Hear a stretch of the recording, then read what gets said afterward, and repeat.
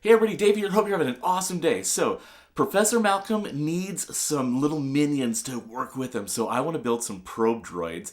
And my wife has been saving these little Nespresso pods for me, and I was messing around with them and kind of putting them together, and these are really cool, and I think we can do something with it, so come on, let's try it.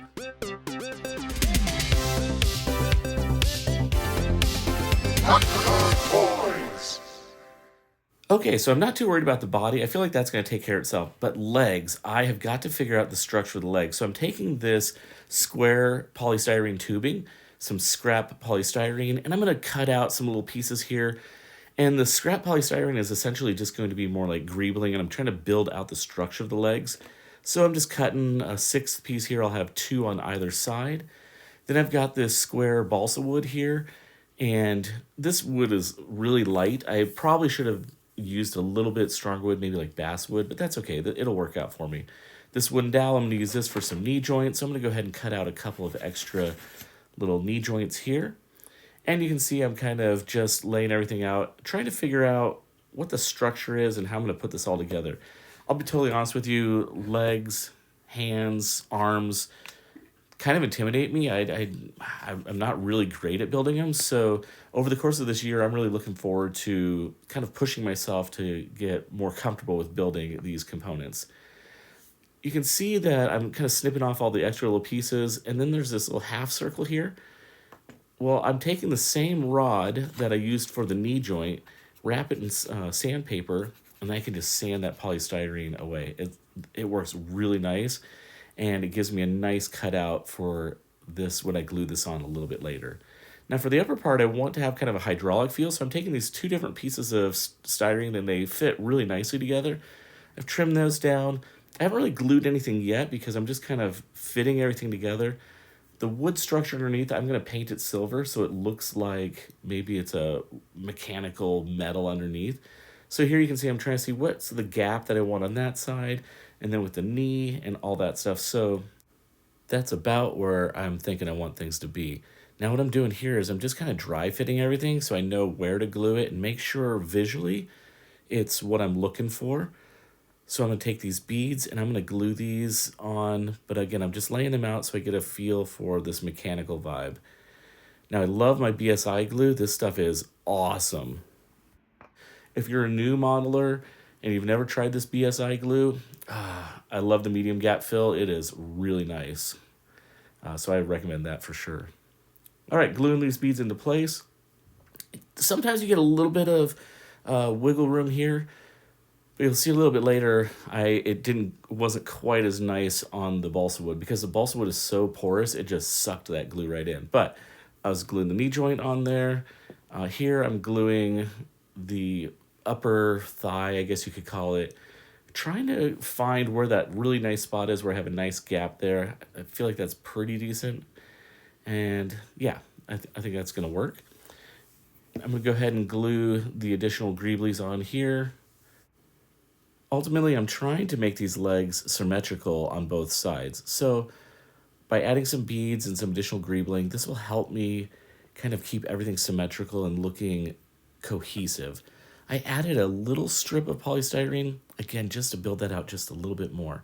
Now the upper portion of the leg, that's kind of more like the hydraulic piece, that's going to actually go into the body. I started gluing this together, and as I slid this on, it didn't quite go down far enough, and it dried, and then I pushed, and it snapped. So I was like, man. But because it is balsa wood, I was able to clean this out pretty easy. I just took the knife, cleared all this stuff out. Now, I'm not super worried that it's balsa wood because the little droid is going to be hanging from I guess not hanging, but being propped up by a polystyrene tube. So there's really going to be no weight on the little probe droid itself. All right, so I'm going to glue on this upper piece here. And again, once I get this first leg built, I'll have a good template for the other two legs, and I'll have three legs that all look great.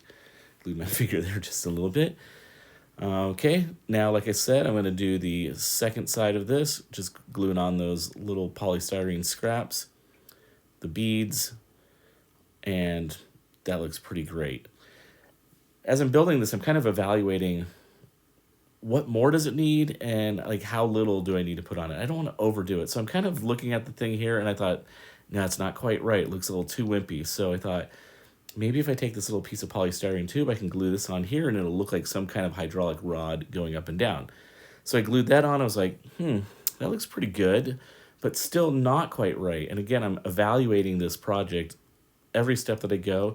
I cut another little piece of tubing and I slid that on, slid it down, and I was like, okay, it's giving it a lot more mechanical feel, and I'm really liking this.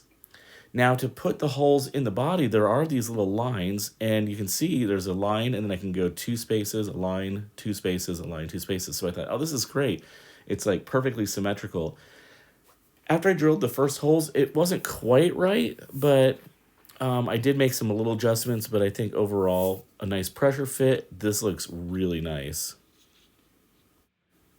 Okay, so from here, I'm going to start building out the body. I'm going to keep it pretty simple for now. Glue a couple little beads on here. These are going to act as maybe lights or some sort of sensor. Found this little brass piece here. It's pretty cool. Maybe it's like a vent or an exhaust. Gluing that on. And then as I do this, I'll kind of rotate the body around, look at other pieces, look at it and say, okay, maybe another little light or sensor. So yeah, I'm liking that. So what I'm going to do now is just adjust all the legs to get them kind of at the right angle and exactly where I want them. And then I'm going to hot glue all these into place. Now you can see I was using this pod as a paint tray for another project, so nothing goes to waste here.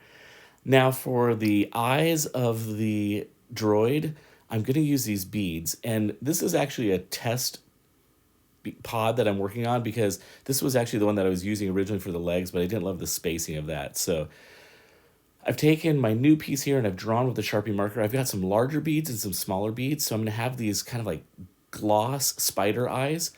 But I thought maybe too many spider eyes, like lenses or cameras, would be a little weird. So I found this Lego piece and I thought this would be nice to break that up a little bit and almost look like a camera lens mounted on. So that looks pretty great. Now you can see I messed up my spacing when I drilled the hole. So to fix that, I'm going to just put another bead here and that'll be another little sensor. So yeah, I meant to do that. Here's the upper portion with all the holes drilled out. So all the eyes will fit right in. And then I need to figure out my antennas. So I did a little hole. I actually ended up doing two little antennas, just drilled them in, hot glued those in. I'm not going to glue the eyes in just yet because I want to spray paint the entire outside of the body a matte black. So before I do that, I'll prime it up. As I mentioned 2 weeks ago, there was snow and yeah, so there's a little bit of snow, but the weather had warmed up just a little bit. It was kind of windy. You can see my spray paint's blowing all over the place there, but primed it and then went and spray painted it black.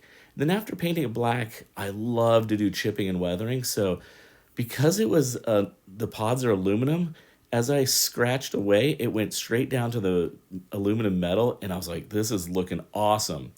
The more I did it, I was like, yikes, this is a whole lot of weathering, and it was almost too much, and I didn't love that. So what I'm going to do is take my Vallejo black wash and just cover the entire thing.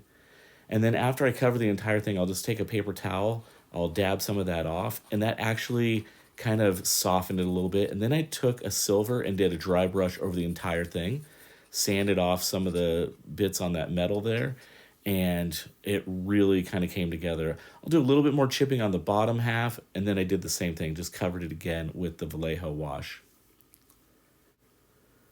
Now on the legs, I did want some silver, but I was very careful to not overdo the silver. I didn't want it to have so much that it was overpowering, so I'm just giving it some little touches here and there.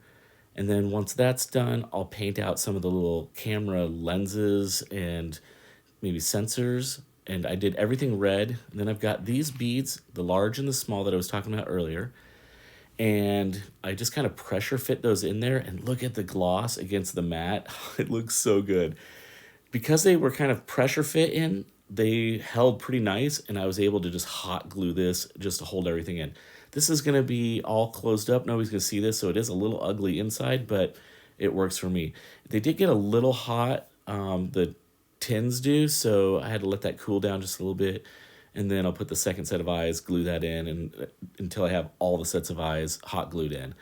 And once I'm done, man, it looks so good. And even in the little Lego pieces, I put a little sensor behind there just so there wasn't a hole. Most people won't see it, but I know it's there, and it looks so sharp. I really like it. Okay, so now I need to hot glue the upper portion on. I ended up just doing a little bit of hot glue. I didn't want to go too crazy in case I did want to or need to open this up again.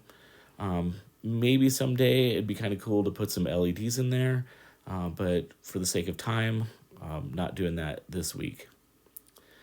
Get that all lined up, and we'll let that dry. Now for the base, I was just using a drink lid, and I want to grease out just a little bit to hide that. So I've got this little container of little electronic components and little wires and pieces and some scrap polystyrene, and I'm not gonna overthink this. I'm just gonna start gluing stuff on. Now, here's where in the comments you can go ahead and make fun of me because I know better than this. I kind of got rushed and just thought gluing this on will be easy enough, but nope, you gotta sand this stuff down, otherwise the glue just doesn't stick to it. So I went back, sanded it down. Once I did that, started gluing all the greeblies into place, and there it is again. I didn't want to overthink this. I just was trying to cover the lid so it wouldn't be recognizable as a lid. Did a little bit of silver dry brush on this just to give those metallic edges, and then a little bit of Vallejo rust. The only reason I did this is I thought it would be kind of cool if it had a little bit of weathering, maybe like some oil spills, just to grime it up a tiny bit. It was almost a little too clean. So that's really all I'm doing here. And I'm going to go ahead and finish this up, put the polystyrene tube in, and wrap this one up. All right, first off, if you're wondering why am I wearing a jacket, the heater went out in my house. So it is cold in my house, and it's in Colorado. It was 25 degrees today, so I've got 2 parts coming. They'll be overnighted. They should be here first thing in the morning, so hopefully I can get everything fixed. But that is not going to deter me from finishing this super cool Probe Droid. He turned out really great. I think he's going to fit really nice alongside Professor Malcolm. And now I got to come up with some more bad guys. I got to start thinking about the good guy. I don't even know who that character is going to be yet, so let's do some turnaround shots of this thing, and as always, it's a great day to be a toy nerd. Have a great one.